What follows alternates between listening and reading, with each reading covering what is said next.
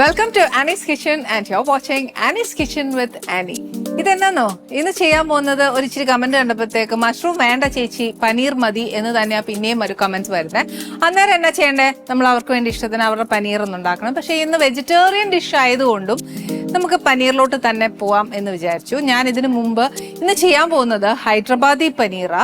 ഹൈദരാബാദി ബിരിയാണി നമ്മൾ ചെയ്തായിരുന്നു. അപ്പൊ ഒത്തിരി കമന്റ് വന്നു, ഇങ്ങനെയൊന്നും അല്ല വെക്കുന്നേ, അതാ ഇതാന്നൊക്കെ പറഞ്ഞു. ശരിയാ, ഞാൻ ഒരു കാര്യം പറയട്ടെ, നമ്മൾ ഓരോരുത്തരും ബിരിയാണി വെക്കുമ്പോൾ ഓരോ തരത്തിലാ വെക്കുന്നത് അല്ലേ? ഇന്ന പോലെ കറക്റ്റ് ആയിട്ട് നമ്മൾ വെക്കാറില്ല. ഹൈദരാബാദി ബിരിയാണി ബേസിക്കലി ഒരു സ്പൈസി ആകുന്നു.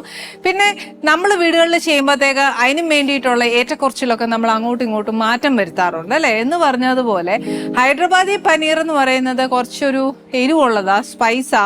പിന്നെ ഈ പറഞ്ഞ പോലെ ഞാൻ ഒരു ഇച്ചിരി മാറ്റമൊക്കെ വരുത്തിയിട്ടുണ്ട് സ്പൈസ് ഒക്കെ കുറയ്ക്കാനായിട്ട്. അതുകൊണ്ട് അതനുസരിച്ചായിരിക്കും ഞാൻ എൻ്റെ രീതിയിലാണ് വെക്കുന്നത്. ഇനിയിപ്പോൾ നല്ലത് പറഞ്ഞു തരുന്നത് കൊണ്ടോ അല്ലെങ്കിൽ ഇന്നതുപോലെ ചേച്ചി വെക്കണ്ടേന്ന് പറയുന്നതുകൊണ്ടോ എനിക്ക് ഒരു വിഷമവും. ഞാനത് പൂർണ്ണമായിട്ട് അംഗീകരിക്കാൻ തയ്യാറാ. പക്ഷേ എന്നാന്ന് വെച്ചാൽ ഞാനിത് ചെയ്ത് വെച്ചാൽ കുറച്ച് കഴിയുമ്പോഴല്ലേ ഞാൻ ആ കമന്റ്സ് നോക്കുമ്പോഴത്തേക്ക് കാണാനൊക്കത്തുള്ളൂ. അതുകൊണ്ട് പക്ഷെ ഭാവിയിൽ ഞാൻ ഇതേപോലെ ഹൈദരാബാദ് സ്പെഷ്യൽ കറികൾ എന്നതേലും ചെയ്യുവാന്നേൽ ഞാൻ തീർച്ചയായിട്ടും അത് ഫോളോ ചെയ്യുന്നതായിരിക്കും. പക്ഷെ ഇന്ന് എൻ്റെ ഒരു വേർഷനിലാണ് ഞാൻ ചെയ്യാൻ പോകുന്നത്. ഹൈദരാബാദി പനീറാ ചെയ്യുന്നത്. ഇതിന് വേണ്ടിയ കുറച്ച് കാര്യങ്ങളുണ്ട്. ഓപ്ഷൻ എന്താ പറയാ, സബ്സ്റ്റിറ്റ്യൂട്ടും ഞാൻ തരാൻ പ്രശ്നമില്ല. ഇപ്പൊ എന്നാ ചെയ്യേണ്ടേ? ഹൈദരാബാദി പനീറിന് വേണ്ട ഇൻഗ്രീഡിയൻസ് എന്നാന്ന് വെച്ചാൽ ഒരു ഇച്ചിരി ക്യാരറ്റ്.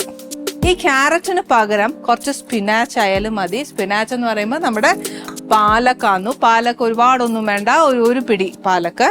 അത് കഴിഞ്ഞാൽ കുറച്ച് മല്ലിയില. പിന്നെ വേണ്ടിയത് ഒരു പച്ചമുളക് എരിവ് അനുസരിച്ച്. ഇനി നമുക്ക് വേണ്ടിയത് കുറച്ച് പുതിന ഇലയാ. പിന്നെ ഇതൊരു 2 സവാള നല്ല കുഞ്ഞായിട്ട് അരിഞ്ഞേക്കുവായത്. പക്ഷെ ഇങ്ങനെ അരിയണ്ട, നമ്മൾ എന്താ പറയാ, റഫ്ലി ചോപ്പ് ചെയ്താൽ മതി. പിന്നെ വേണ്ടിയത് ഒരു ഇച്ചിരി തക്കാളി. ഇതൊരു 2 ചെറിയ തക്കാളി അരിഞ്ഞു വെച്ചേക്കുക. പിന്നെ വേണ്ടി അത്രയും വെളുത്തുള്ളി, വേണ്ടി അത്രയും എന്ന് പറയുമ്പോൾ ഒരു 8 അല്ലി വെച്ചോ. പിന്നെ ഇഞ്ചി ഒരു കഷ്ണം അരിഞ്ഞതാ. ഇതൊക്കെ അരയ്ക്കാനുള്ളതാ, പക്ഷെ അരിഞ്ഞത് ഫ്രിഡ്ജിൽ ഇരുന്നോണ്ട് ഞാൻ എടുത്തു വെച്ചതേ ഉള്ളൂ. പിന്നെ നമ്മുടെ റോ സ്പൈസസ് ഏതൊക്കെയാ? പട്ട, ഏലക്ക, ഗ്രാമ്പു, ഇത് നമ്മുടെ സാദാ ജീരകം. ഇനി എന്നാ വേണ്ടിയെന്ന് വെച്ചാൽ നമ്മുടെ വീട്ടിലുള്ള പൊടികളൊക്കെ തന്നെ ഉള്ളൂ. മഞ്ഞപ്പൊടി, ഇത് കുറച്ച് ജീരകത്തിന്റെ പൊടിയാ. കുറച്ച് മുളക് പൊടി, ഇത് കുറച്ച് മല്ലിപ്പൊടി, കുറച്ച് ചിക്കൻ മസാല, ഏതായാലും കുഴപ്പമില്ല. കുറച്ച് കുരുമുളക് പൊടിയാണ്, മുളകായാലും കുഴപ്പമൊന്നുമില്ല. പിന്നെ വേണ്ടിയത് കുറച്ച് ഗരം മസാല. ഇനി ഇതെല്ലാം പോയേച്ച് കുറച്ച് കട്ടി തൈരാ വേണ്ടേ. ലൂസ് തൈര് എടുക്കരുത്, പുളി അധികം വേണ്ട. ഇത് കുറച്ച് പനീറാ. ഇത് ക്യൂബായിട്ട് കട്ട് ചെയ്തതന്നേ ഉള്ളൂ. നമ്മുടെ ഇഷ്ടം പോലെ, നമുക്ക് ഏത് ഷേപ്പാ നല്ല ആർട്ടിസ്റ്റിക് ആണെങ്കിൽ അതുപോലെയൊക്കെ കട്ട് ചെയ്തെടുക്കാം. പിന്നെ കുറച്ച് അണ്ടിപ്പരിപ്പ് അരച്ചത്, കുറച്ച് കസൂരി മേത്തി, പിന്നെ കുറച്ച് ഫ്രഷ് ക്രീം. ഇത് ഇത്രയോ വേണ്ടിയേ. ഇനി ആദ്യമുള്ള പണി എന്നാന്നറിയാവോ? നമുക്ക് കുറച്ച് വാട്ടാനുണ്ട്. അതായത് നമ്മുടെ ഫസ്റ്റ് ഞാൻ കാണിച്ചില്ലേ, അത് അത്രയും നമുക്ക് ഇച്ചിരി ഒന്ന് വഴറ്റി എടുക്കണം. വഴറ്റി എടുത്തേച്ചാൽ അതാണ് നമ്മുടെ ഗ്രേവിക്കായിട്ട് ഉപയോഗിക്കുന്നത്. അപ്പം എന്നാ ചെയ്യേണ്ടതെന്ന് വെച്ചാൽ ഒരു ഇച്ചിരി വെജിറ്റബിൾ ഓയിൽ എടുത്ത് അത്രയും സാധനം വഴറ്റാനുള്ള എണ്ണ മാത്രം മതി. അത് കഴിഞ്ഞേച്ച് നമ്മൾ രണ്ടാമത് എണ്ണ ഉപയോഗിക്കുന്നുണ്ട്. അതുകൊണ്ട് ഒരിച്ചിരി വഴറ്റിയെടുക്കാൻ വേണ്ടി മാത്രം ഒരിച്ചിരി എണ്ണ. ഫസ്റ്റ് നമ്മൾ എണ്ണ ഇടാൻ പോകുന്നതെന്ന് വെച്ചാൽ സവാളയാണേ. ഇതൊന്ന് ഇച്ചിരി വാട്ടണം.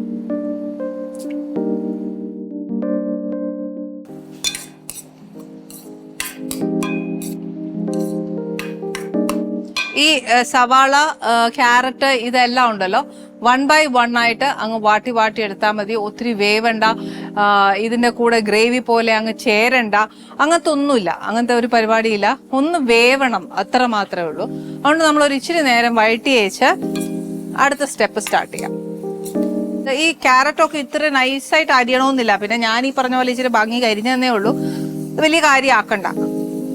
ഇനിയിപ്പോൾ എന്നാ പറയാ, കഷ്ണമായിട്ട് ഡയസായിട്ട് അരിഞ്ഞിടാനാണെങ്കിൽ അങ്ങനെ ചെയ്താലും കുഴപ്പമൊന്നുമില്ല. ഇനി ഇതിൻ്റെ കൂടത്തിൽ ഞാൻ ഇടാൻ പോകുന്നത് 2 പച്ചമുളക.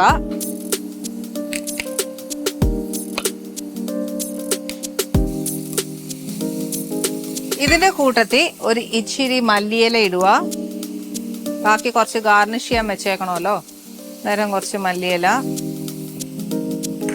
കുറച്ച് പുതിന ഇല.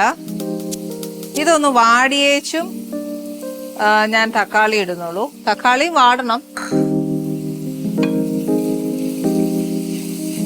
പക്ഷേ ഈ ഹൈദരാബാദി പനീർ ഉണ്ടാക്കുമ്പോണ്ടല്ലോ ഇച്ചിരി നേരം എടുക്കും. വേറെ ഒന്നുമല്ല, നമ്മൾ ഈ ചേർക്കുന്ന ഓരോ ഇൻഗ്രീഡിയൻസും ചേർത്ത് ഞാൻ എപ്പോഴും പറയല്ലേ എണ്ണ തെളിയണമെന്ന് എന്ന് പറഞ്ഞ കൂട്ട് എണ്ണ തെളിഞ്ഞാൽ മാത്രമേ ഇതിൻ്റെ ആ ഒരു ടേസ്റ്റ് വരത്തുള്ളൂ. അപ്പം എണ്ണ തെളിയുന്നതിൻ്റെ ഒരു ക്ഷമയുണ്ടല്ലോ, അത് എന്തായാലും നമുക്കിതിന് വേണം. പിന്നെ ആണെങ്കിൽ അവരേറ്റവും കൂടുതൽ കടുകെണ്ണ ഉപയോഗിക്കുന്നത്. നമുക്കത് പറ്റിയല്ലാത്തതുകൊണ്ട് ഞാൻ വെജിറ്റബിൾ ഓയിലിലേക്ക് പോയത്. കടുകെണ്ണ ഇഷ്ടമുള്ളവർക്ക് അത് ചെയ്യാം. കാര്യം റെസ്റ്റോറൻറ്റ് സ്റ്റൈൽ തന്നെ വേണം എന്ന് നമ്മൾ ആഗ്രഹിക്കുവാണെങ്കിൽ കടുകെണ്ണ ചേർക്കുന്നതുകൊണ്ട് തെറ്റൊന്നുമില്ല.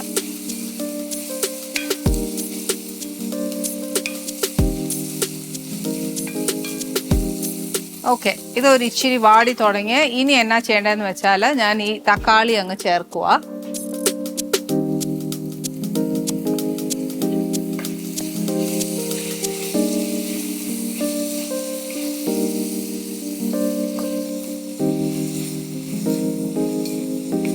നമ്മുടെ ഈ വെജിറ്റബിൾ എല്ലാം ഒരു ഇച്ചിരി മൂത്ത് കിട്ടാനായിട്ട് ഞാൻ ഒരു ഇച്ചിരി ഉപ്പിടുവാണേ.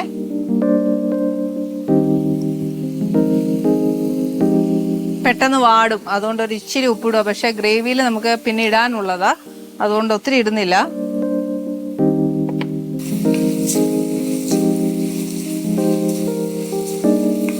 ഓക്കെ, ഇത് ഏകദേശം നല്ലതായിട്ടൊന്ന് വാടിക്കഴിഞ്ഞാൽ മൂക്കണ്ട വേവണ്ട അങ്ങനത്തെ ഒന്നുമില്ല. പക്ഷെ നമ്മൾ ഇട്ടതൊക്കെ ഒരു മയം വരണം, അതിന്റെ ഒരു പച്ചച്ചൊവ മാറിക്കഴിഞ്ഞാൽ ഇതൊന്ന് മിക്സിയിൽ നല്ലതായിട്ട് അരച്ചെടുത്ത പേസ്റ്റ് പോലെ ആക്കിയെടുത്താൽ മാത്രമേ നമുക്ക് നെക്സ്റ്റ് ഗ്രേവി വെക്കാനൊക്കത്തുള്ളൂ. അപ്പൊ എൻ്റെ ഈ നമ്മൾ ഈ കുറച്ച് നേരമായിട്ട് ഇങ്ങനെ വാട്ടിയെടുത്തുകൊണ്ടിരിക്കുന്ന പച്ചക്കറിയും സവാളയും പച്ചമുളകും ഇപ്പൊ ചേർത്ത ടൊമാറ്റോ എല്ലാം ഏകദേശം ഒരുമാതിരി വാടി. പക്ഷേ ഇത് ആറാതെ മിക്സിയിൽ അടിക്കാനൊക്കത്തില്ല. ഇനി നമ്മൾ എന്നാ ചെയ്യേണ്ടതെന്ന് വെച്ചാൽ അതേ ചീനച്ചട്ടി മതി, ഞാനൊന്ന് ഇച്ചിരി കഴിയുന്നേ ഉള്ളൂ. പക്ഷേ എന്നാലും ഒരു ഇച്ചിരി എണ്ണ ഒഴിച്ചേച്ച് നെക്സ്റ്റ് ചെയ്യേണ്ടത്, ഞാൻ ഒരു കാര്യം ഇതിനകത്ത് വിട്ടുപോയത് എന്നാന്ന് വെച്ചാൽ ഇച്ചിരി ഇഞ്ചിയും വെളുത്തുള്ളിയും ഫ്രൈ ആക്കിയില്ല. അപ്പൊ എന്താന്ന് വെച്ചാൽ നമ്മൾ ചോപ്പ് ചെയ്തിട്ടേച്ചാലും മതി, അല്ലെങ്കിൽ നമ്മൾ അരച്ചു വെച്ചതിനകത്ത് ഇച്ചിരി ഒന്ന് മൂപ്പിച്ചിട്ടിട്ട് ഒന്നുകൂടെ ഒന്ന് അരച്ചെടുത്താലും മതി. അപ്പൊ ഫസ്റ്റ് എന്നാ ചെയ്യുന്നതെന്ന് വെച്ചാൽ നമ്മുടെ സ്പൈസസ് ഇടാൻ പോവാ. ഫസ്റ്റ് പട്ട, ഏലക്ക, കുറച്ച് ഗ്രാമ്പു,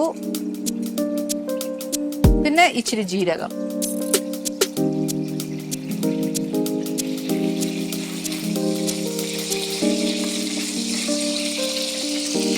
ഇതിനകത്തോട്ട് നേരത്തെ മറന്നുപോയതാ, പക്ഷെ എന്നാലും നമ്മൾ അങ്ങനെ പറ്റുവാണെങ്കിൽ, ഇപ്പൊ എനിക്ക് പറ്റിയില്ലേ എന്ന് പറഞ്ഞ പോലെ മറന്നു പോവാന്നേല് നമ്മൾ ഈ എണ്ണയിലോട്ട് തന്നെ ഇഞ്ചിയും വെളുത്തുള്ളിയും കുറച്ചൊന്ന് വഴറ്റുക, അത്രേ ഉള്ളൂ. വെളുത്തുള്ളി ഒരു 2-3 എണ്ണം ഞാൻ ഇടാം ഇതിനകത്തോട്ട്, എന്ന് വെച്ചാൽ ബാക്കി ഒരു ഇച്ചിരി അരച്ചും കൂടെ ഞാൻ ഇടാവേ. 4 എണ്ണം അതിനകത്ത് ഇട്ടു, 4 എണ്ണം ഇതിനകത്ത്.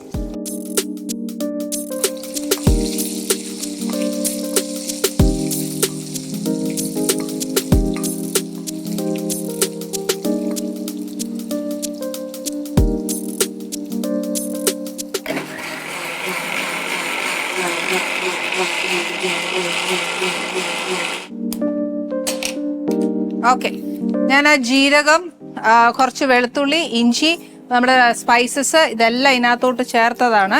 പക്ഷെ വെളുത്തുള്ളി എനിക്ക് മൂപ്പിച്ചേച്ചിടാത്തോണ്ട് ഒരു സമാധാനം ഇല്ലാത്തതുകൊണ്ട് ഞാൻ ഇതിൽ നിന്ന് കുറച്ച് ഇട്ട വെളുത്തുള്ളി ഒന്ന് മൂപ്പിച്ചേച്ച് ഞാൻ എടുത്ത് ഇതിനകത്തിട്ട് അരച്ചായിരുന്നു. ഇനി നമ്മുടെ ഈ അരപ്പുണ്ടല്ലോ ഞാൻ ഇതിനകത്തോട്ട് ഒഴിക്കുക.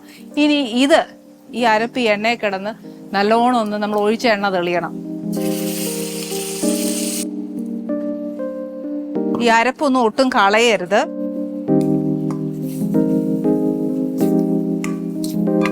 ഇവിടെയാണ് നമുക്ക് ഏറ്റവും കൂടുതൽ നല്ലോണം ക്ഷമ വേണ്ടത്. എന്നാന്ന് വെച്ചാൽ ഒത്തിരി ഈ പറഞ്ഞ പോലെ തന്നെ എണ്ണ തെളിയുന്നിടം വരെ ഒരു സമാധാനത്തിൽ നമ്മൾ നിന്ന് ചെയ്യണം. തീ ഒരിച്ചിരി കുറയ്ക്കുക, കാര്യം ഇങ്ങനെ ഈ ബബിൾസ് വരുമ്പോൾ ഉണ്ടല്ലോ നമ്മുടെ മേത്തോട്ട് തെറിക്കും. പിന്നെ ഇച്ചിരി അരപ്പിനകത്തോണ്ട് ഇത് കളയണ്ട, അന്നേരം ഇച്ചിരി കൂടെ ഒന്ന് വെള്ളം ഒഴിച്ചെടുക്കാവേ. കണ്ടോ, ഇതിനൊരു മണം വരുന്ന തന്നെ ഒരു റോ ടേസ്റ്റ് ഉണ്ട്. ആ മണം ഒന്ന് മാറണം, അതെന്നാലേ ആ മണം മാറിയാലേ എന്നാ പറയാ എണ്ണ തെളിയത്തുള്ളൂ. എണ്ണ തെളിയണമെന്നുണ്ടെങ്കിൽ നമ്മൾ ഈ ഒഴിച്ച വെള്ളം മുഴുവൻ ഇതിനകത്ത് നിന്ന് പറ്റണം, പറ്റിയേച്ചേ എണ്ണ തെളിയത്തുള്ളൂ.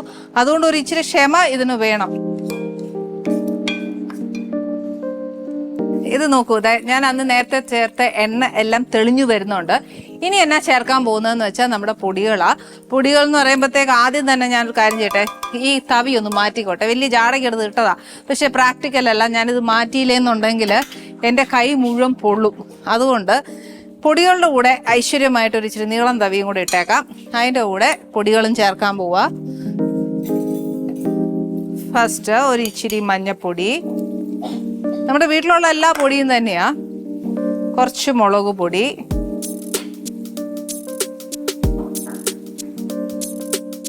കുറച്ച് മല്ലിപ്പൊടി. മുളക് പൊടി മല്ലിപ്പൊടിയും ഒക്കെ ഒരേ അളവ് തന്നെയാ കേട്ടോ. പിന്നെ വേണ്ടത് കുറച്ച് ചിക്കൻ മസാല, അതും ഒരു നല്ല വലിയ സ്പൂണാണ്. പിന്നെ കുറച്ച് ഗരം മസാല, അത് ഇച്ചിരി ഇട്ടാൽ മതി. കാര്യം വെച്ചാൽ നമ്മൾ നേരത്തെ അതിൻ്റെ ഹോൾ സ്പൈസസ് ഇട്ടത്, അതുകൊണ്ട് ഒരു ഇച്ചിരി മതി.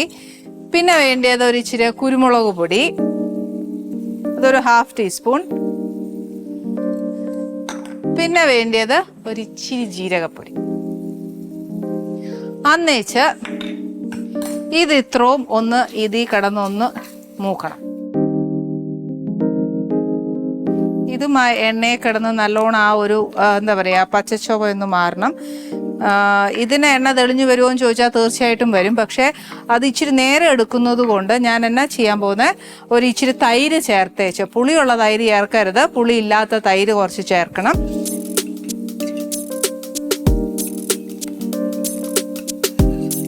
ഇതിന് ഈ തൈരിൻ്റെ ജലാംശം മുഴുവനും അങ്ങ് പോയി ചിലപ്പോൾ തൈര് ഇങ്ങനെ പിരിഞ്ഞ പോലെയൊക്കെ നമുക്ക് ഫീൽ ചെയ്യും. ഇപ്പം തന്നെ ഞാൻ പറയാം, നമ്മുടെ കറിയെ നോക്കുമ്പോൾ തന്നെ നമുക്കറിയാം. അത് തോന്നിയാൽ അത് സാരമില്ല, കുറച്ച് നേരം നമ്മൾ ആ കൂട്ടൊന്ന് അതിലോട്ട് ഇട്ടേച്ച് എണ്ണ തെളിയുന്നിടം വരെ ഒന്ന് മൂപ്പിച്ചാൽ മതി. കുറച്ച് നേരം ഇത് കഴിയുമ്പോൾ അതിൻ്റെ എണ്ണ ഒന്ന് തെളിഞ്ഞു വരും. അപ്പോഴത്തേക്ക് നമുക്ക് ആ പനീർ ഇതിനകത്തിടാം. പനീർ ഇട്ടാലും കുറച്ച് നേരം എന്നാ പറയുന്നത്, ഈ ഗ്രേവിനകത്ത് എല്ലാം പനീറിനകത്ത് പിടിക്കണം. പിന്നെ ഉള്ളത് കസൂരി മേത്തി. ആ കസൂരി മേത്തി ഞാൻ ഇപ്പം ഇച്ചിരി ഇടാൻ പോവാം, അല്ലെന്നുണ്ടെങ്കിൽ ആ ഗ്രേവിയുടെ ഒരു ഫ്ലേവർ ഇതിനകത്ത്, ആ ഒരു നോർത്ത് ഇന്ത്യൻ ഫ്ലേവർ എന്ന് പറയത്തില്ല, അത് ഇതും ജീരകവും ഏറ്റവും കൂടുതൽ അവരിടുന്നത്. പിന്നെ മല്ലിയില. ഓക്കെ, ഈ അരപ്പും നല്ലതായിട്ടൊന്ന് മൂത്തു. ഇനി എന്നാ ചെയ്യേണ്ടതെന്ന് വെച്ചാൽ ഞാൻ ഇതിനകത്തോട്ട് പനീർ ചേർക്കുക.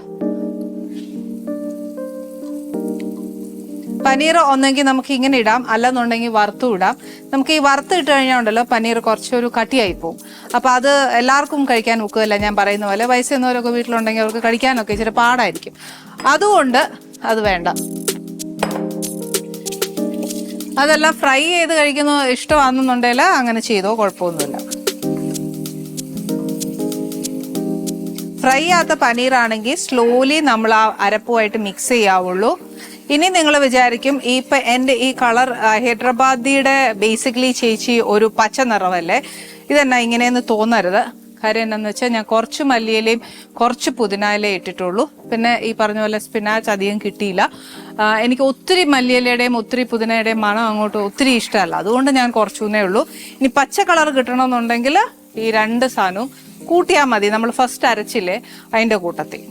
ഇനിയിപ്പം ക്യാരറ്റ് അല്ലാതെ നമ്മൾ സ്പിനാച്ച് ആണ് അരയ്ക്കുന്നതെങ്കിൽ കറക്റ്റ് പച്ച കളർ കിട്ടും. ഇനിയിപ്പോൾ ഈ പനീറിനകത്തോട്ട് ഈ കംപ്ലീറ്റ് സാധനം ഒന്ന് നല്ലോണം പിടിക്കണം. അതിന് വേണ്ടിയിട്ട് ബാക്കി കുറച്ച് കാര്യങ്ങൾ, അതായത് അണ്ടിപ്പരിപ്പ് അരച്ചതും കുറച്ച് ക്രീമും കൂടെ ഞാൻ ചേർത്ത് ഇച്ചിരി വെള്ളം ഒഴിച്ചേച്ച് ഇതൊന്ന് എന്നാ പറയുക, ആ ഗ്രേവിയും ഇതും എല്ലാം ഒന്ന് മിക്സ് ആവണ്ടേ, അതിന് വേണ്ടിയിട്ട് എല്ലാം ഒന്ന് ചേർക്കുക. നമ്മൾ വെള്ളവും ഒന്നും ചേർക്കാത്തതുകൊണ്ട് ശ്രദ്ധിച്ചോണം, അടി പിടിക്കും. കാര്യം നമ്മൾ അണ്ടിപ്പരിപ്പ് അരച്ചതും മാത്രമല്ല എൻ്റെ ഗ്രേവി ആണെങ്കിലും കുറച്ച് തിക്ക് ഗ്രേവിയാണ്, അടിയിൽ പിടിക്കാൻ ഭയങ്കര ചാൻസ് ഉണ്ട്. അതുകൊണ്ട് സൂക്ഷിച്ചു വേണം നമ്മളത് നോക്കാനായിട്ട്. അപ്പോൾ ആ ശ്രദ്ധിക്കുന്ന സമയത്ത് എപ്പോഴും ഓർത്തോണം, വറുത്ത പനീർ അല്ലെങ്കിൽ പൊടിഞ്ഞു പോവും. നമ്മൾ കുറച്ച് സോഫ്റ്റ് ആയിട്ട് ഹാൻഡിൽ ചെയ്യാനായിട്ട് ശ്രദ്ധിച്ചേച്ചാൽ മതി. ഇതാണ്ട് ഇപ്പം നോക്കുമ്പോൾ തന്നെ അറിയാം, നമുക്ക് ആ സൈഡിലെല്ലാം ഇങ്ങനെ എണ്ണ തെളിഞ്ഞു വരുന്നുണ്ട്. അപ്പം എന്താണെന്ന് വെച്ചാൽ നമുക്ക് ഇച്ചിരി വെള്ളം ഒഴിച്ചേച്ച് ഇനി ഈ ഫ്ലേവർ എല്ലാം കൂടെ ഒന്നാവാനായിട്ട് നമുക്ക് വിട്ടു കൊടുക്കാം.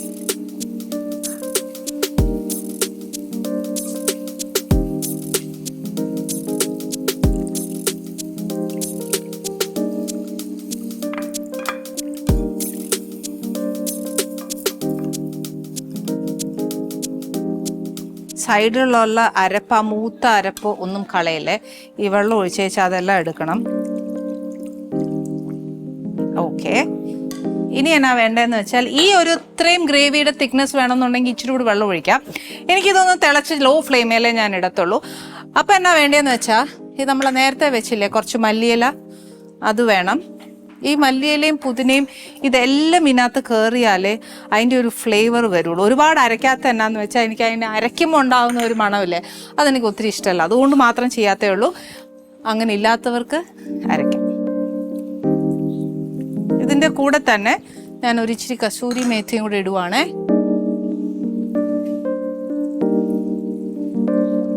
ആക്ച്വലി തിക്ക് ഗ്രേവിയാണ് ഇഷ്ടമെങ്കിൽ അങ്ങനെ പെരട്ടി എടുത്താൽ മതി. അതല്ല, എനിക്ക് കുറച്ച് ഗ്രേവിയോടെ ഇഷ്ടമുള്ളത് കൊണ്ട് ഞാൻ അതിനെ ഗ്രേവി ആക്കി എടുക്കുന്നു എന്ന് മാത്രമേ ഉള്ളൂ. ഇനി ഇതിനകത്ത് ഒത്തിരി പണിയൊന്നുമില്ല. ഒരു ചെറിയ പണി എന്നാന്ന് വെച്ചാൽ നമ്മൾ ചേർത്തിരിക്കുന്ന എല്ലാ ഫ്ലേവേഴ്സും ഇൻഗ്രീഡിയൻസും എല്ലാം ഒരുമിച്ച് ആ പനീറിലോട്ടും കൂടെ പിടിച്ചില്ല എന്നുണ്ടെങ്കിൽ കൊള്ളുകയല്ല, കറി വെച്ചാൽ ശരിയാവില്ല. പിന്നെ നേരത്തെ തൊട്ട് കുറേ എണ്ണ ചേർക്കുന്നുണ്ട്. ഇതെല്ലാം ഒന്ന് തെളിഞ്ഞു വന്നേച്ചാൽ നമ്മുടെ കറി ഉണ്ടല്ലോ നല്ല കറിയായിട്ട് മാറും. ഇതിനെന്താ ബെസ്റ്റ് കോമ്പിനേഷൻ എന്ന് വെച്ചാൽ സാധാരണഗതിയിൽ ബറോട്ട നല്ലതാ, പിന്നെ അപ്പം നല്ലതാ, ചപ്പാത്തി നല്ലതാ, ബട്ടൂര നല്ലതാ. ഇങ്ങനത്തെ കാര്യങ്ങളൊക്കെ ഇതിന് നല്ലതായിട്ട് ചേരും. അപ്പോൾ ഇത്രയും ഉണ്ടാക്കിയുള്ളെങ്കിലും എന്തോരം പണിയാ ചെയ്ത പോലത്തെ ഒരു ഫീലിംഗ് അല്ലേ. അതല്ല എനിക്ക് മാത്രമല്ല, എല്ലാ വീട്ടമ്മമാർക്കും ഉള്ള ഒരു പ്രശ്നമാണ്. ഇച്ചിരി പണി ചെയ്താലും നമ്മൾ ഒത്തിരി തളർന്നു പോകും. എന്നാ ചെയ്യാൻ നോക്കും അല്ലേ. അപ്പം എന്നാ ചെയ്യണം, കറി ഇച്ചിരി എളുപ്പമാക്കാനായിട്ട് എല്ലാവരും പറയും പാത്രമൊക്കെ അപ്പപ്പം കഴുകി വെക്കണമെന്ന്. ഇവിടെ ഒക്കുകയല്ല. ഞാൻ എന്തായാലും എൻ്റെ പ്രേക്ഷകർക്കെല്ലാം പറഞ്ഞു കൊടുത്തേച്ചേ ഞാൻ ഇത് ഒതുക്കാനായിട്ട് പോകത്തുള്ളൂ. അതിനു മുന്നേ നമ്മുടെ ആനീസ് കിച്ചണിൽ വരാൻ പോകുന്ന ഗസ്റ്റ് ആരാന്നറിയണ്ടേ. എല്ലാവരും എന്താ പറയുക, മാധ്യമങ്ങൾ കൂടെ അവരുടെ വിശേഷങ്ങൾ ഒരുപാട് അറിഞ്ഞു. പക്ഷേ ആനീസ് കിച്ചണിലും കുറച്ച് വിശേഷങ്ങൾ അറിയാനില്ലേ. അടുക്കള ഒതുക്കട്ടെ, എന്താ പറയുക, ഗസ്റ്റ് വരുമ്പോൾ വൃത്തി വേണം. ഇതാണ് അമ്മമാർ ആദ്യം പഠിപ്പിക്കുന്നത്. Let's cook with love. So hearty welcome. Anyway, first wish you a happy married life. Thank you. Wish you a happy married life. Thank you. Sir, ഭയങ്കര ഒരു ബേസ് ഇട്ട് പറയൂ. Thank you. സാറിന്റെ ആ ഒരു വർത്താനം കേൾക്കാനല്ലേ പ്രേക്ഷകർ എല്ലാവരും ഇരിക്കുന്നത്. ഞാൻ പൊതുവെ പറഞ്ഞു കേൾക്കുന്നതാണ് ദിവ്യ ഭയങ്കര ഒരു ആസ് ആൻ ആർട്ടിസ്റ്റ് ഭയങ്കര ഡെഡിക്കേഷൻ ആണ് വർക്കിനോട്. Of course I appreciate you. കാര്യം ഞാനും ഒരു ആർട്ടിസ്റ്റാണ്. നമ്മൾ ചെയ്യുന്ന വർക്കിനോട് നമുക്ക് കൂറ് വേണമല്ലോ. പക്ഷെ ഡെഡിക്കേഷൻ ഇൻ ദ സെൻസ് സാറിനൊരു പരാതി എന്ന് പറയുന്നത് എന്നാന്ന് വെച്ചാൽ ഇറ്റ്സ് ടു ഹൈ. ഗ്രാഫ് ഭയങ്കര വലുതാണ് അല്ലെ. ആരോഗ്യവും നോക്കാതെ. പരാതിയല്ല, ആസ് എൻ ആർട്ടിസ്റ്റ് ഒരാൾക്ക് ചെയ്യാൻ പറ്റണതിന്റെ ലിമിറ്റ്സ് ക്രോസ് ചെയ്യുമ്പോൾ വയ്യാണ്ടായി കഴിഞ്ഞാൽ പിന്നെ നോക്കാൻ ഞാനേ ഉണ്ടാവുള്ളൂ. അത് correct sir, truly I agree with you. അത്രേ ഉള്ളൂ. ആ ഒരു പരാതിയേ ഉള്ളൂ സാറിന്. അപ്പൊ അതിനോട് ദിവ്യ എന്താ പറയുന്നു? അല്ല, കറക്റ്റ് അല്ലേ? അത് പറയുന്നത് കറക്റ്റാ. അന്നേച്ച് ഈ പറഞ്ഞ പോലെ ഒരു സീനൊക്കെ അഭിനയിക്കണം എന്ന് പറഞ്ഞാൽ ഇങ്ങനെ അതിന്റെ ഒരു എന്താ പറയാ അറ്റം ചെന്നൊക്കെ അഭിനയിക്കാന്നൊക്കെ പറയുന്നത്. പക്ഷെ ആരോഗ്യം ഒന്നും നോക്കാറില്ല എന്നൊക്കെയാണ് പൊതു അഭിപ്രായം. ശരിയാണോ? ശരിയാണ്. അതെന്തുകൊണ്ടാണ് ഇത്ര പാഷൻ ആക്ടിങ്ങിനോട്? കുഞ്ഞുനാള് പോലെ ഉള്ളതാണോ? എനിക്കിഷ്ടമാണ്. എങ്ങനെ ഇതിലേക്ക് ഇങ്ങനെ വരാൻ ഒരു ഇത് വന്ന്? ഞാന് ഒരു ഇതിന് മുന്നേ ഒരു 18ാമത്തെ വയസ്സിലുണ്ടായിരുന്നു. ഞാൻ മൂവിയൊക്കെ ചെയ്തായിരുന്നു. ശ്രീനിവാസൻ ചേട്ടൻ്റെ അനിയത്തിയായിട്ട് ചിതറിയവർ എന്ന് പറഞ്ഞൊരു മൂവി ചെയ്തായിരുന്നു. പിന്നെ ബസ് കണ്ടക്ടർ, പച്ചക്കുതിര, അങ്ങനെയൊക്കെ. പിന്നെ ആൽബംസ് ഓഫർ വരുന്നത് അത് പണ്ട് പരസ്യം വരുമല്ലോ പേപ്പറിൽ, അങ്ങനെ അയച്ചു കൊടുക്കും. അങ്ങനെ അയച്ചു കൊടുത്തിട്ട് കിട്ടിയതാണ്. ഓക്കെ. അപ്പൊ കുഞ്ഞുനാട് മുതലേ ഇങ്ങനെ വീട്ടിലെല്ലാവർക്കും ഇഷ്ടമായിരുന്നു? ഇഷ്ടമായിരുന്നു. അപ്പൊ എല്ലാരും നല്ല പ്രോത്സാഹിപ്പിച്ചു. സ്ക്രീനിലൊക്കെ മോളെ കണ്ടപ്പോ ഭയങ്കര സന്തോഷമായി. അതിനെക്കാട്ടും സന്തോഷം ദിവ്യക്കുണ്ടായിരുന്നു അല്ലെ? പിന്നെ തീർച്ചയായും. എനിക്ക് അത് ഇപ്പം എന്താ കാത്തൊരു കല്യാണം എന്ന് പറഞ്ഞൊരു മൂവി തിയേറ്ററിൽ പോയിരുന്ന് കാണുമ്പോൾ ഫസ്റ്റ് കാണിക്കുന്നത് എന്നെ ബേസ് ചെയ്തിട്ടാണ് സ്റ്റോറി പോകുന്നത്. അത് കാണുമ്പോ ഒരു വെച്ചാ മനസ്സിനകത്ത് ഒരു നമ്മള് സന്തോഷം അല്ലെ? പിന്നെ തീർച്ചയായും. ശരിക്കും ദിവ്യ ചെയ്ത ഓരോ റോൾസും ദിവ്യ തന്നെ കണ്ടിട്ട് സ്വന്തമായിട്ട് ക്രിട്ടിസൈസ് ചെയ്യോ അതോ നമ്മൾ കുറച്ചുകൂടി ബെറ്റർ ആക്കാം? ഈച്ച് ആൻഡ് എവറി ആർട്ടിസ്റ്റിന് തോന്നുന്ന ഒരു കാര്യം തന്നെയാണ്. നമ്മളെ സ്ക്രീനിൽ കാണുമ്പോൾ കുറച്ചുകൂടി ബെറ്റർ ആക്കാൻ തോന്നും. അങ്ങനെ ഏതെങ്കിലും ഒരു ക്യാരക്ടർ ദിവ്യക്ക് തോന്നിയിട്ടുണ്ടോ ഇത് പോരാ, ഞാൻ ഇച്ചിരി ഒന്നാമതേ നാട്ടുകാരുടെ പരാതി ദിവ്യ ഓവറാണ്, അപ്പൊ പിന്നെ അതിനകത്ത് ദിവ്യക്ക് അക്കോർഡിംഗ് ടു യുവർ സാറ്റിസ്ഫാക്ഷൻ? അല്ല, എനിക്ക് ഇപ്പൊ ചെയ്യുന്ന സുഗമോ ദേവി, ഇപ്പൊ ചെയ്യുന്ന സീരിയല്, എനിക്കത് പൂർണ്ണ തൃപ്തിയോടുകൂടി ചെയ്യുന്നതാണ് കറക്റ്റ്. അതെന്താണോ അതെന്നെ കൊണ്ട് ചെയ്യാൻ പറ്റിയെന്നാണ് എന്റെ വിശ്വാസം. അതിപ്പം അവിടെ ചെന്നാലും അല്ലാത്ത പുറമേ ഉള്ളവരും ഈ ഒരു ക്യാരക്ടർ എടുത്ത് പറയുമ്പോ എനിക്ക് അത് ഞാൻ അത്രയും ചെയ്തത് കൊണ്ടല്ലേ നമ്മുടെ പ്രേക്ഷകരെ റെക്കഗ്നൈസ് ചെയ്ത് പറയൂ അല്ലെ? പറയും. അപ്പൊ എനിക്കത് ഞാനത് ചെയ്തു എന്നല്ലേ എന്റെ അർത്ഥം. കറക്റ്റ്. പ്രേക്ഷകർ എടുത്തു പറയുമ്പോ നമ്മുടെ ക്യാരക്ടർ അത്രയും സക്സസ് ആവുമ്പോഴാണല്ലോ അല്ലെ? പിന്നെ ദുഷ്ട ക്യാരക്ടർ ആയാലും വില്ലത്തി അധികം അങ്ങനെ ചെയ്യുക, അതായാലും ആൾക്കാർക്ക് വെറുപ്പ് തോന്നുന്നുണ്ട്. അതും നമ്മളെ ഒരു അത് വിജയമല്ലേ. വെറുപ്പ് വരുത്തിക്കുന്നത് നമ്മുടെ കഴിവ് അല്ലെ? അല്ലെങ്കിൽ അതിലും ഞാൻ- ആയിപ്പോത്തില്ലേ? അതും അവർക്ക് എന്നോട് ദേഷ്യം വരും. എന്റെ അമ്മ പോലും എന്നെ നീ എന്നാ പണിയാ കാണിക്കുന്നേന്നുള്ള ചോദിച്ചാണ് അല്ലെ? കാണുമ്പോ എനിക്ക് ദേഷ്യം പിടിക്കുന്നു. അതൊക്കെ പറയും. അപ്പൊ ഓക്കെ, സക്സസ്. കറക്റ്റ്. അതൊരു അപ്രിസിയേഷനാ ശരിക്കും ആസ് ആൻ ആർട്ടിസ്റ്റ് അല്ലെ? അത് ശരിക്കും നല്ലതാ. പക്ഷെ എനിക്കും ഒരു ചെറിയ റിക്വസ്റ്റ്, ഇങ്ങനെ എല്ലാരും പറയുന്ന പോലെ അവനവന്റെ ആരോഗ്യം കളഞ്ഞേച്ചുള്ളത് ഒന്നും ചെയ്യല സാർ മാത്രമേ ഉള്ളൂ, അറിയാലോ അല്ലെ? അവർക്ക് പ്രയാസങ്ങൾക്ക് അയ്യോ ഇവിടെ അഭിനയിച്ച് ഈ പരിപാടി വന്നോ എന്നുള്ളതാണ്. അപ്പൊ അഭിനയിക്കുമ്പോ ചില സെറ്റ് എന്നൊക്കെ പറയും ഇത് അഭിനയിച്ചാ മതി, ഒറിജിനൽ നമ്മളെ ശരീരം കളിച്ച് ചെയ്യല്ലേ എന്നൊക്കെ പറയും. പക്ഷെ പറ്റത്തില്ല ദിവ്യ. മേ ബി അങ്ങനെ ഇൻബോൺ ആയിരിക്കും അല്ലെ? അതില് ഒരു ആസ്പെക്ട് എന്ന് പറഞ്ഞാൽ ചെയ്യുന്നത് നന്നായിട്ട് ചെയ്താലേ മനസ്സിന് തൃപ്തിയാവും. ഏതൊരു ആർട്ടിസ്റ്റിനും തോന്നുന്ന ഒരു കാര്യമാണ് നമ്മുടെ സാറ്റിസ്ഫാക്ഷൻ. അപ്പൊ ആ സാറ്റിസ്ഫാക്ഷൻ കുറേയധികം റിയൽ ലൈഫിനോട് ക്ലോസ് ആയിരിക്കണം എന്ന് ആഗ്രഹിക്കുന്ന ഒരു ആർട്ടിസ്റ്റാണ്. ഇപ്പോ വില്ലത്തി ആണെങ്കിൽ പോലും അത്രയ്ക്ക് ചെന്നും മതിലൊക്കെ ചെന്ന് തലയൊക്കെ ഇടിച്ച് മുറിവൊക്കെ ആയിട്ട് വരും. സ്റ്റൺ മാസ്റ്റർ ഒന്നും വേണ്ടാത്തൊരു ആർട്ടിസ്റ്റാണ്. അപ്പൊ ഇതെനിക്ക് അറിയാവുന്നത് കൊണ്ട് പറയാ, അത് ആ ഡെഡിക്കേഷൻ അങ്ങനെയാണ്, ഒന്നും ചെയ്യാൻ പറ്റില്ല. ഞാൻ ഇപ്പൊ എന്നെ ഇപ്പം കഴിഞ്ഞ സീരിയലില് പോലീസുകാർ വന്ന് തന്നെ അടിക്കണേ, അടിച്ചോ അവർക്ക് അടിക്കാൻ പറഞ്ഞോ? ഞാൻ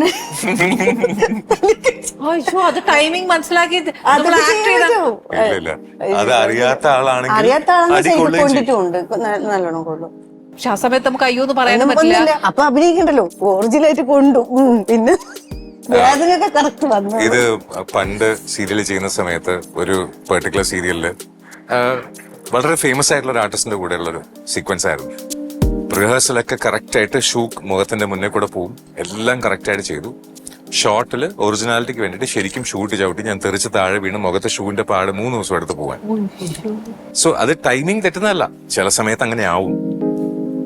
നമ്മുടെ ഈ ഒരു ഫീൽഡിന് അങ്ങനെ ഒരു പ്രശ്നമുണ്ട്. Because the character you do, അതിൽ ചെന്ന് പെടാനുള്ള എല്ലാ ചാൻസസും ഉണ്ട്. സർ ഇപ്പം സർ ഒരു ആർട്ടിസ്റ്റ് ആണ്, ഓക്കെ. അതിന് മുന്നേ you have gone through a lot of stages. I mean sir ഒരു എഞ്ചിനീയറിംഗ്, സിവിൽ എഞ്ചിനീയറിംഗ് പാസ്സായി, അതിൻ്റെ കൂടെ ഒരു സൈക്കോളജി, അത് കഴിഞ്ഞിട്ട് സർ റേഡിയോ ജോക്കി ആയിരുന്നു, പിന്നെ കമ്പ്യൂട്ടറിൽ സർ എക്സ്പേർട്ടായി.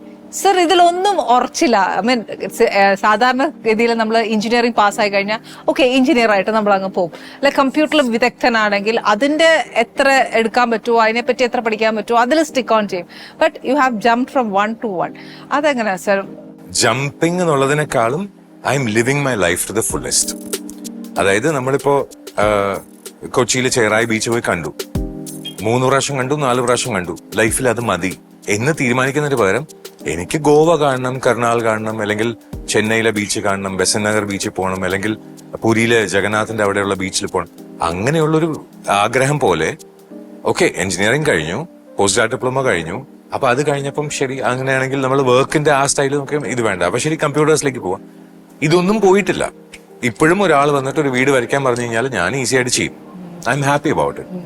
അതേപോലെ തന്നെ എനിക്കിപ്പോഴും പേഷ്യൻസ് വരാറുണ്ട്. As A mental health professional ഇപ്പോഴും പേഷ്യൻസ് ഉണ്ട്. ഇപ്പോ ലീഗൽ ഇതില് വക്കീലായിട്ട് ഇപ്പോഴും പ്രാക്ടീസ് ചെയ്യുന്നുണ്ട്.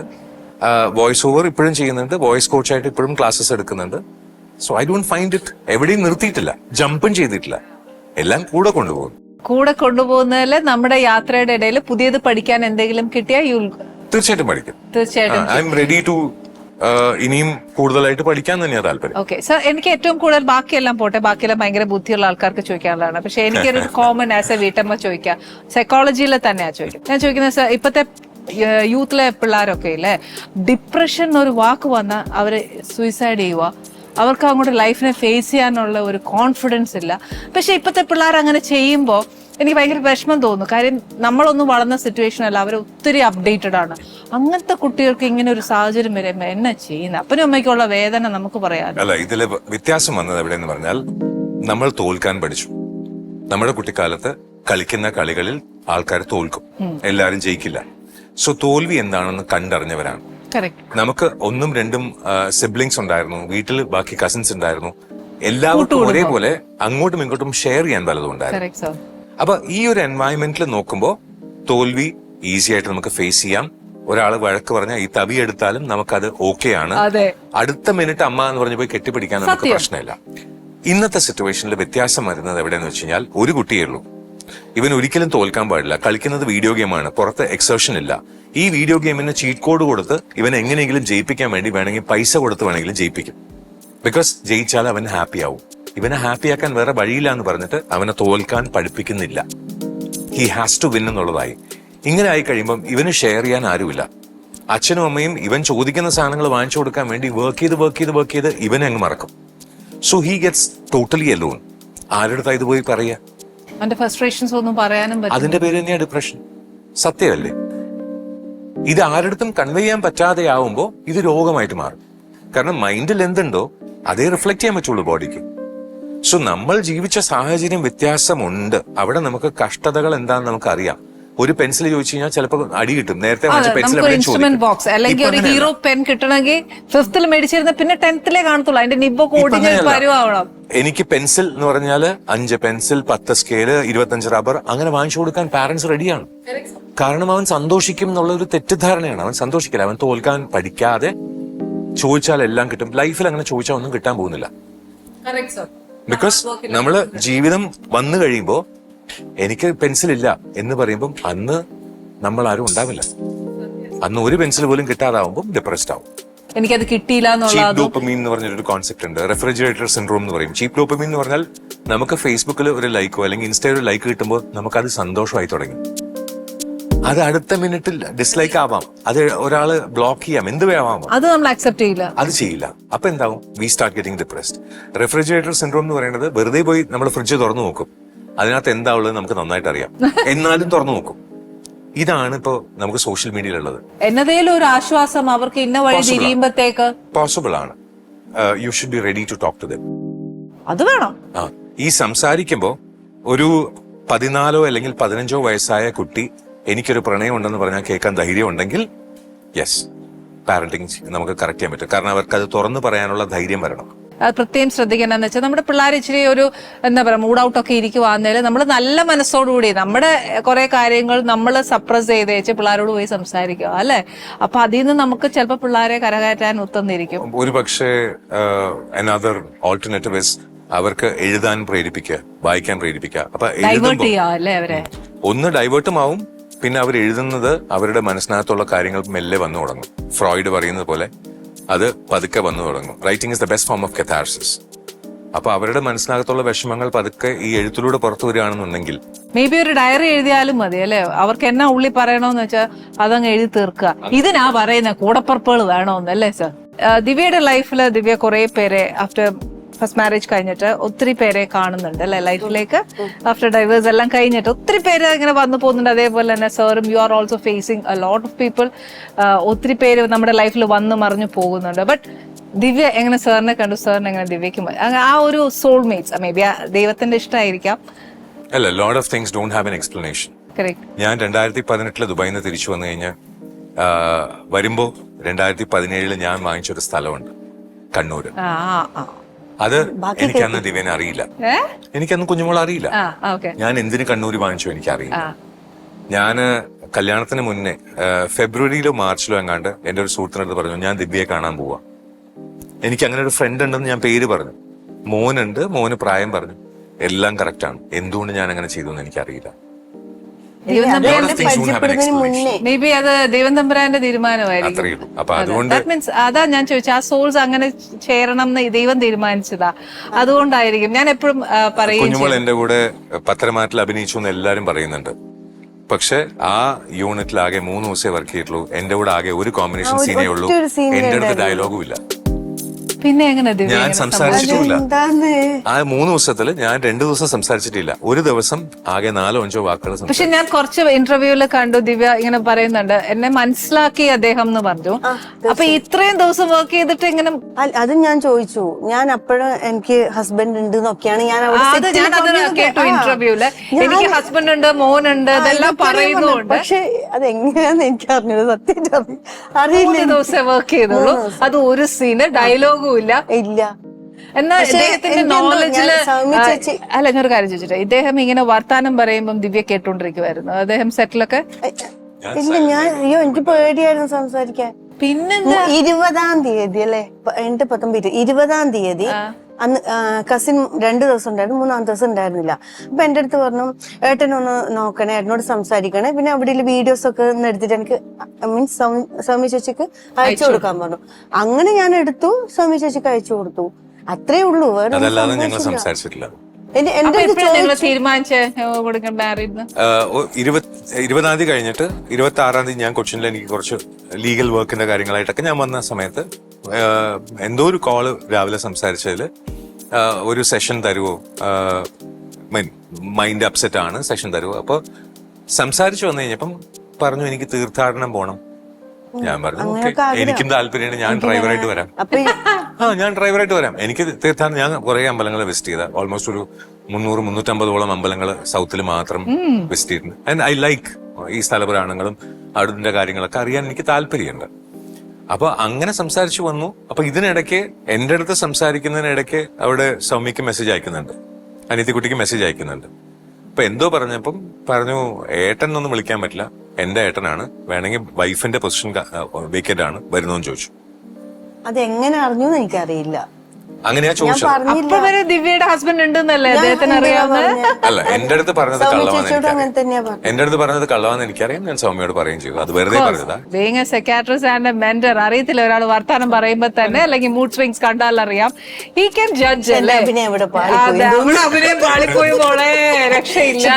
അതിനെക്കാട്ടിലും ഉസ്താദാണ് ഇപ്പുറത്തിരിക്കുന്നതെന്ന് മനസ്സിലായില്ല അല്ലേ? അപ്പൊ അങ്ങനെ പറഞ്ഞു കഴിഞ്ഞപ്പോ എനിക്ക് പ്രശ്നമില്ല എന്ന് ഞാനും പറഞ്ഞു. അപ്പൊ പിന്നെ ഓക്കെ. അപ്പോ ഒരു കണ്ടീഷൻ വെച്ചു, പ്രോപ്പറായിട്ട് ആലോചിച്ച് അങ്ങനെ ആയിരിക്കും തീരുമാനം എടുക്കുക, അതിൽ പ്രശ്നമൊന്നുമില്ല. അപ്പൊ ഇല്ലാന്ന് പറഞ്ഞു. രണ്ടുപേരുടെയും ജാതകമൊക്കെ മാച്ച് ചെയ്തു, എല്ലാം ഗംഭീരമായിട്ട് നടന്നു. എന്റെ വീട്ടിലേക്ക് പോയി ഇൻട്രൊഡ്യൂസ് ചെയ്തു, ഇതാണ് കല്യാണം ഗുരുവായൂർ വെച്ച് അന്ന് ഫിക്സ് ചെയ്തു. അങ്ങനെ ഒരു പ്രോപ്പർ അറേഞ്ച് മാരേജ്. അവിടെ വരെ പ്രശ്നമൊന്നുമില്ലായിരുന്നു. പിന്നെ ഇവിടെ പ്രശ്നം തുടങ്ങിയത് 29-ാം തീയതി അവിടെ എത്തിക്കഴിഞ്ഞപ്പം കുറച്ച് യൂട്യൂബേഴ്സ് വന്ന് ഇന്റർവ്യൂ ചെയ്തു. ആ യൂട്യൂബ് വീഡിയോ പോയി കഴിഞ്ഞപ്പം ഈ കിളവൻ എന്തിന്റെ അസുഖം, ഞങ്ങൾക്ക് അറിയണം, ഇയാൾക്ക് എന്താണ് ഇത്, ഇത്രയും സൗന്ദര്യമുള്ള കൊച്ചുകുട്ടീനെ ആര് തട്ടിക്കൊണ്ടുപോയി എന്ന് പറഞ്ഞ ആ രീതിയിൽ കഥ ഇറങ്ങി തുടങ്ങി. 30-ാം തീയതി, ഇപ്പൊ ഇന്ന് 37 ദിവസമാണ്. ഈ 37 ദിവസത്തിനകത്ത് ഇനി ഇന്ത്യയിൽ ഒരു ഡിസ്ട്രിക്റ്റോ ഒരു ഗ്രാമമോ അറിയാനില്ല. പക്ഷെ അത്രയും ഫേമസ് ആക്കിയില്ലേ, അപ്പൊ അദ്ദേഹത്തോട് താങ്ക്സ് പറയണം. തീർച്ചയായിട്ടും എല്ലാവരോടും നല്ല. സർ, എനിക്കൊരു റിക്വസ്റ്റ് ഉണ്ട് കേട്ടോ. സർ ഈ പറയുന്ന പോലെ എല്ലാവർക്കും വോയിസ് ഓവേഴ്സ് കൊടുക്കാറുണ്ട്. പക്ഷെ I have a request. Sir, Annie's kitchen എന്തെങ്കിലും ഒന്ന് പറഞ്ഞേച്ചല്ലാതെ ഇവിടുന്ന് പോകാനൊക്കത്തില്ല. ചെയ്യാലോ, എന്താ പറയണ്ടേ? അതെനിക്കറിയാൻ മേല. സാറിന് മനോധർമ്മം പോലെ നല്ലത് പറഞ്ഞാ മതി. Annie's Kitchen, where taste meets its destiny. ഇച്ചിരി കൂടെ ഒക്കെ പോവാട്ടോ, ഒറ്റ രുചി അതിന്റെ വിധി കണ്ടെത്തുന്നു. അത് കറക്റ്റാ. ഞാനിങ്ങനെ പ്രതീക്ഷിച്ചിരിക്കുക കുറച്ചുകൂടെ ഒക്കെ പറയുമല്ലോ എന്ന് വിചാരിച്ചേച്ചേ. സർ, അത് മാത്രല്ല സർ, ഈ ഒരൊറ്റ സെന്റൻസ് എന്നാ വേഗമാ പറഞ്ഞു നിർത്താ. ഞാൻ ഒരു ഇച്ചിരി പതുക്കെ ഒക്കെ കൊടുത്താൽ കുറച്ചുകൂടെ ഒക്കെ ഒരു ഫീൽ വരും. സ്പെല്ലിംഗ് പറഞ്ഞേച്ച് പറയരുത്. Anyway I am so happy. എന്നാന്ന് വെച്ചാൽ സർ ആ ഒരു ഡെപ്ത് ആ ഒരു സെന്റൻസിലുണ്ട്. കറക്റ്റ്. അതിനകത്ത് എനിക്കൊരു അപ്രിസിയേഷൻ ഉണ്ട്. Thank you.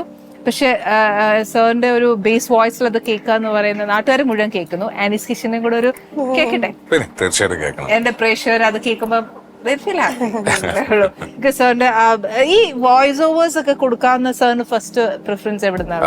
എന്റെ ലൈഫിലൊരു വളരെ ഡൗൺ ടൈം ഉണ്ടായിരുന്ന ഒരു സമയത്ത് ഞങ്ങൾ വളരെ ക്ലോസ് ഫ്രണ്ട്സ് ആയിരുന്നു.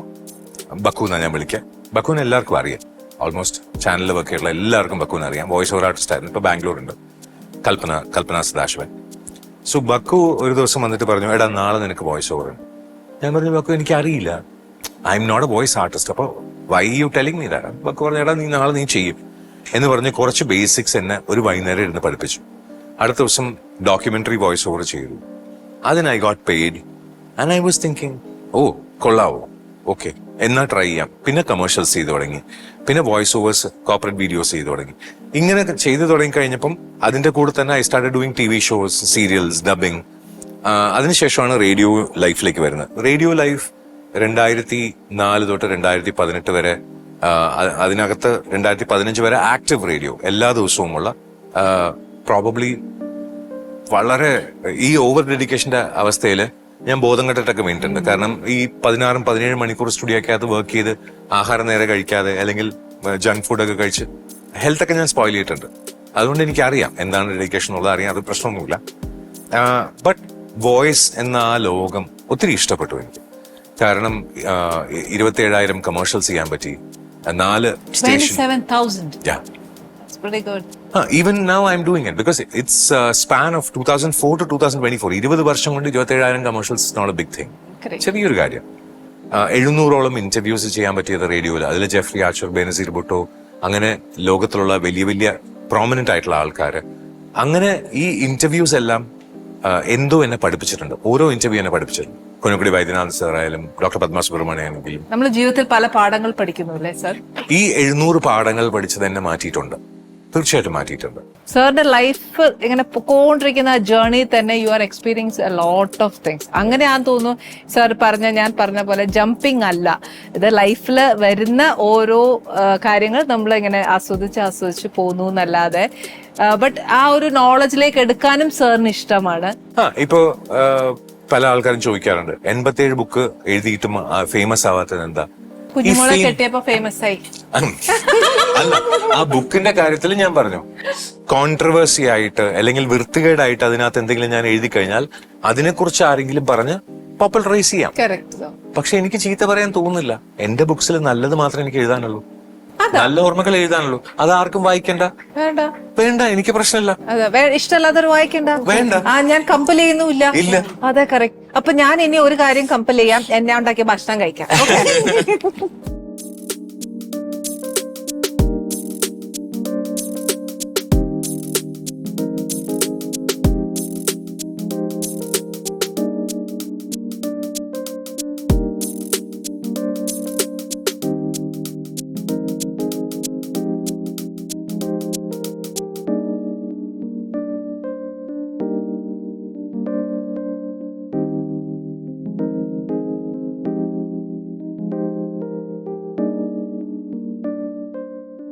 എനിക്കൊരു വലിയൊരു സംശയം. ഇപ്പൊ നിങ്ങളുടെ കല്യാണം കഴിഞ്ഞതിന് ശേഷം ദിവ്യ വളർന്ന രീതി കംപ്ലീറ്റ്ലി ഡിഫറെന്റ് ആണ് അല്ലേ? ഇറച്ചി മീനും എല്ലാം കഴിച്ച് തന്നെയല്ലേ ദിവ്യ വളർന്ന.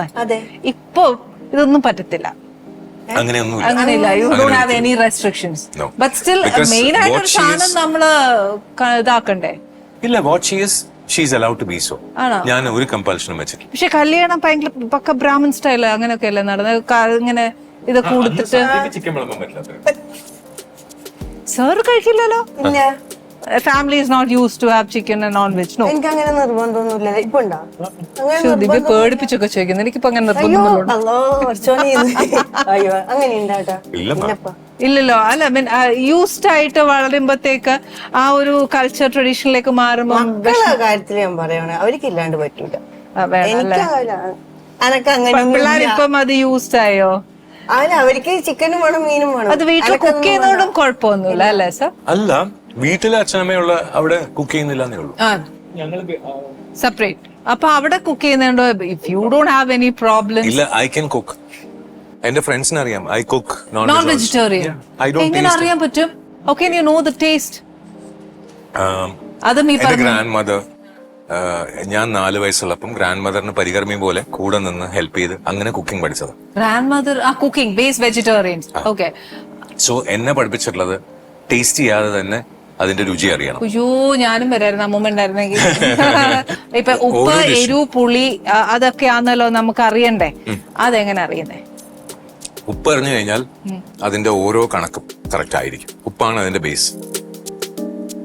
ഉപ്പ് ഉണ്ടെങ്കിലേ ആ കറിക്ക് മണം വരത്തുള്ളൂ അല്ലെ? വരത്തില്ല. ഓക്കെ, കേട്ടല്ലോ അല്ലെ? അത് ഞാനിന്ന് പഠിച്ചതാ. പക്ഷെ ഇതുവരെ ഞാൻ ഇത്രയും നാളും ഇങ്ങനെ ഉപ്പെടുത്ത് നോക്കി അങ്ങനെയൊക്കെ പഠിച്ചിട്ടുള്ളൂ. പക്ഷെ അമ്മയ്ക്ക് പക്ഷെ അത് നല്ലൊരു കാര്യം. ഇപ്പോ പൂജ ചെയ്യുന്ന അല്ലെങ്കിൽ നൈവേദ്യം ഉണ്ടാക്കുമ്പോൾ ടേസ്റ്റ് ചെയ്യാൻ പറ്റില്ല. അപ്പൊ എങ്ങനെ ഉണ്ടാക്കും? അപ്പൊ ഈ സ്മെല്ല് മാത്രമേ ഉള്ളൂ. അപ്പൊ എപ്പോഴും കണക്ക് പറയുന്ന പറഞ്ഞാല് തക്കാളി ഇട്ട് കുക്ക് ചെയ്ത് കഴിയുമ്പോ എണ്ണ പുറത്ത് വരണം. കറക്റ്റ്. അത് ഞാനും പറയാറുണ്ട്. ബിക്കോസ് ഈ എണ്ണ പുറത്ത് വരണം എന്ന് പറഞ്ഞു കഴിഞ്ഞാൽ ആ വെജിറ്റബിൾ കുക്ക് ആയി കഴിഞ്ഞാൽ it just throws out the oil. Correct. അത് ഇന്ന് ഞാനും പറഞ്ഞു. കറക്റ്റ്. അത് എനിക്കറിയായിരുന്നു. Anyway I am so happy. പക്ഷെ എനിക്ക് ഇത് ഫസ്റ്റ് ടൈമാണ് ഞാൻ കേൾക്കുന്നത് കേട്ടോ. ഉപ്പുണ്ടെങ്കിൽ ആ കറിക്കാൻ നമ്മള് അറിയാത്ത പല കാര്യങ്ങളും നമ്മൾ കുക്കിങ്ങിലൂടെ നമ്മൾ പഠിക്കും. ക്ഷമ പഠിക്കും. ബിക്കോസ് കുക്കിംഗ് നമ്മൾ ശരിയായില്ല എന്നുണ്ടെങ്കിൽ നമ്മൾ പിന്നെയും ചെയ്തേ പറ്റൂ. കുക്കിംഗ് ഒരു വലിയൊരു ആർട്ടാണ്. നമുക്ക് പേഷ്യൻസ് വേണം. ഒത്തിരി ക്ഷമയോടെ നിറഞ്ഞ് എന്താ പറയാ മനസ്സ് നിറഞ്ഞ് രുചിയോടെ വിളമ്പാൻ നമ്മൾ ഉള്ള ക്ഷമ നമുക്ക് വേണം. വരുന്ന ആൾക്ക് നിറവ് കൊടുക്കണം. എനിക്കതൊക്കെ ഭയങ്കര നിർബന്ധമുള്ള ഒരു കാര്യമാണ്. പ്രത്യേകിച്ച് നിങ്ങൾ ഇപ്പൊ വരുമ്പം ഈ ആദ്യമായിട്ട് മധുരം തരണം എന്നായിരുന്നു. അതിന് ഞാൻ ഫ്രൂട്ട്സ് വെച്ചു, ജ്യൂസ് വെച്ചു, എല്ലാം വെച്ചു. പക്ഷെ still I am so happy sir. Even though സാറിന്റെ ഒരു ബിസി ഷെഡ്യൂൾ നിങ്ങൾ രണ്ടുപേരും അത് വന്ന് ആനീസ് കിച്ചണിൽ വന്ന് ഒരു വിരുന്നുണ്ടാൻ വന്നതിൽ I am so happy and thank you very much sir. ദിവ്യക്ക് ഇനി ഒരുപാട് ക്യാരക്ടേഴ്സ് കിട്ടട്ടെ. ഞാൻ ദൈവനമ്പുരാനോട് മൂവി തന്നെ കിട്ടട്ടെ. ദിവ്യ എന്താ ആഗ്രഹിക്കുന്നു അത് ഈശ്വരൻ തരട്ടെ. അത് ഞാൻ ദൈവത്തോട് ഒരുപാട് പ്രാർത്ഥിക്കുന്നു. പക്ഷേ ആരോഗ്യവും ഒക്കെ നോക്കി വേണം അഭിനയിക്കാൻ. കേട്ടോ വെച്ചാൽ ഒരു വിഷ് എപ്പോഴും ഞാനും എന്റെ പ്രേക്ഷകരും എപ്പോഴും കൂടെ ഉണ്ടാവും. Very all the best. Anyway thank you very much sir. ഈ അപ്പൂപ്പന്റെ ക്യാരക്ടർ കഴിയുമ്പോൾ എടുത്തുക്കാൻ ഞങ്ങളെ. ഓക്കെ നമ്മുടെ പ്രേക്ഷകര് എന്താ പറയാ എനിക്കൊരു വിരുന്ന് ഇവർക്ക് കൊടുക്കാൻ സാധിച്ചു. അത് ആനീസ് കിച്ചണിലൂടെ ആകുമ്പോൾ നമ്മുടെ വീട്ടിലൊരു വിരുന്ന് കൊടുക്കാന്നൊക്കെ പറയുന്നത് എല്ലാ വീടുകളിലും ഉള്ളതാ അല്ലെ ഈ ഒരു ചടങ്ങ് എന്ന് പറയുന്നത്. I am so happy. ഇതേപോലെ പുതിയ വിശേഷങ്ങളും പുതിയ അതിഥികളുമായിട്ട് നമുക്ക് വീണ്ടും കാണാം. Children, good bye. Annie's Kitchen. Let's cook with love.